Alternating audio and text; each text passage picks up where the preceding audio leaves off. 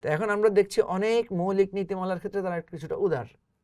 যেমন আপনি দেখবেন আরো কয়েকটা ইসলামিক দল আছে, তারা কিন্তু অনেক স্ট্রিক্ট, তারা সেদিকে না। জামাত কিন্তু এখন দেখবেন আপনার ডিপ্লোমেট, মানে ধরেন উইমেন ডিপ্লোমেট, তাদের সাথেও কিন্তু সে বসে মিটিং করছে, কিন্তু নিজ দলের নেত্রীদের সাথে বসে কিন্তু জামাত মিটিং করে না। তাদের কিন্তু এক ধরনের পর্দার বাইরে রাখা হয়, তারা এক পর্দার অন্তরালে থাকে, তারা এক পাশে থাকে, সেখান থেকে কথা বলেন।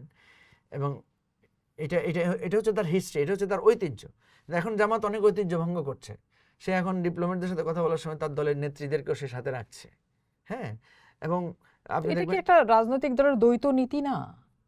না, একটা মানে কথা এটা কি উদার হওয়া নাকি এইটা এইটা দ্বৈত নীতি এটা আপনি অবলম্বন প্রশ্ন করা? তুলতে পারেন যে আপনার কৌশল, যেমন আপনি এটা তো বিএনপিও তো এরকম নেয়, মানে আওয়ামী লীগও তো নিয়েছে। আওয়ামী লীগ জামাতের সাথে একসাথে আন্দোলন করেছে না, সে জামাতকে একদিকে রাজাকার বলছে, আবার না, জামাতের সাথে আমি কাজ আমি করেছে। উদার হলাম বা আমি কৌশল নিলাম, কিন্তু আমি আমার বেসিক পরিবর্তন করে ফেলবো, আমার রুট পরিবর্তন করে ফেলবো, বা আমি যে স্ট্যান্ডের উপর দাঁড়ানো সেইটা পরিবর্তন করে ফেলবো। তো কৌশল তো নানা রকমের হতে পারে, কিন্তু এখন এটা কি কৌশল নাকি? এটা হচ্ছে এবং তাদের একজন দলের রাজনীতিবিদের এই কৌশলী হওয়া উচিত কি?